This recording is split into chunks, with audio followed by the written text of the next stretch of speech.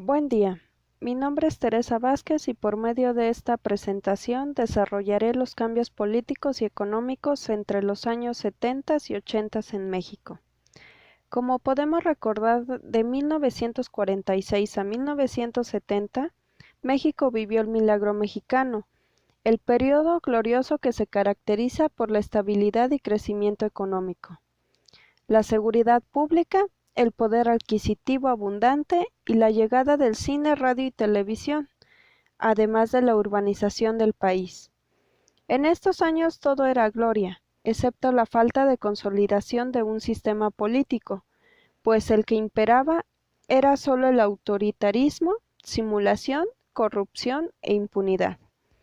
A partir de 1970, el milagro mexicano empezaba a debilitarse, mostrando desempleo, contracción de la riqueza y aumento del déficit comercial. Echeverría abrió paso al desarrollo compartido, con lo que promovía que el Estado interviniera en actividades empresariales para que la distribución de la riqueza fuera equitativa y terminar con la desigualdad. Según él, esa fue la razón para que el Estado mexicano adquiriera un gran número de empresas, las cuales fueron eliminadas más tarde por la corrupción. Al ver que no lograba cubrir los gastos del Estado, recurrió al endeudamiento externo y a la emisión de billetes. Gran error, pues solo logró inflación y devaluación del peso mexicano. La política exterior con Estados Unidos la basó en cooperación, inversión y préstamos, hasta la crisis del dólar, donde el país vecino aplicó un 10% adicional a los productos que importaba. Su sexenio demostró ser un rotundo fracaso. El peso se desplomó de 12.50 a casi 25 pesos por dólar. La deuda externa se triplicó, elevándose de 8,000 millones de dólares a 26,000 millones. El salario real cayó a la mitad y la democracia, como siempre, brillaba por su ausencia. Echeverría solo dejó al país en una crisis política y económica, con la inflación por las nubes y el peso por los suelos, delincuencia, impunidad y corrupción. Al llegar López Portillo a la presidencia, toma medidas emergentes. El gobierno mexicano firma con el Fondo Monetario Internacional el compromiso de no contratar una deuda mayor a 3,000 millones de dólares anuales, controlar el déficit presupuestal, recortar el gasto público y restringir políticas salariales. Pero pronto se olvidó del compromiso. A medida que se divulgaba sobre los yacimientos mexicanos, los precios del petróleo subían. Comenzaba el crecimiento económico y una nueva relación con Estados Unidos.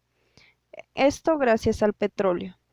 Se logró un acuerdo con 6 compañías estadounidenses para abastecerlas de gas natural, pero al aprobar la construcción de un gasoducto en México, se canceló el acuerdo, y Portillo tomó la decisión de no vender nada a Estados Unidos. La economía comenzaba a rendir frutos, pero el endeudamiento se le salió de las manos. Portillo decide romper con el Fondo Monetario Internacional, abandonando la austeridad y tomando préstamos del extranjero. Todos los recursos eran destinados a la producción petrolera, mientras la producción agrícola era abandonada y disminuía hasta llegar a importar alimentos, provocando que la inflación se elevara hasta 29.8%.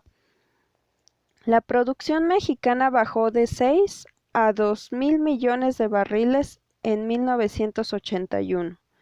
Creció la producción de petróleo, pero se contrajo una deuda por arriba de los 19,000 millones de dólares, lo cual solo demuestra la corrupción que se vivía.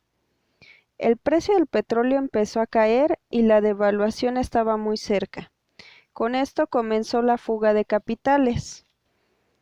Al término de su sexenio, el peso se devaluó de 22 a 70 pesos por dólar, La deuda creció de 26.000 millones de dólares a 80.000 millones de dólares, razón por la cual México se vuelve incapaz de cumplir con el pago de sus deudas y comienza a negociar para reestructurarlas. Para 1982 se anuncia la nacionalización de la banca. Como podemos ver, los cambios políticos entre los 70s y 80s realmente no hay mucho, ya que el sistema político se viene heredando a través de los años, pues en él solo impera el autoritarismo, simulación, corrupción e impunidad. En cuanto a los cambios económicos, sí hay una gran diferencia. La estabilidad la cambiaron por crisis, la cual se debe a los malos manejos realizados por el gobierno, ya que lo único que hicieron fue seguir el ejemplo del modelo del sistema político anterior. Pero eso no es todo. Hicieron que las bases del sistema político anterior se hicieran aún más profundas, de tal forma que en la actualidad no hemos podido eliminarlas, sino todo lo contrario. Gracias por su atención.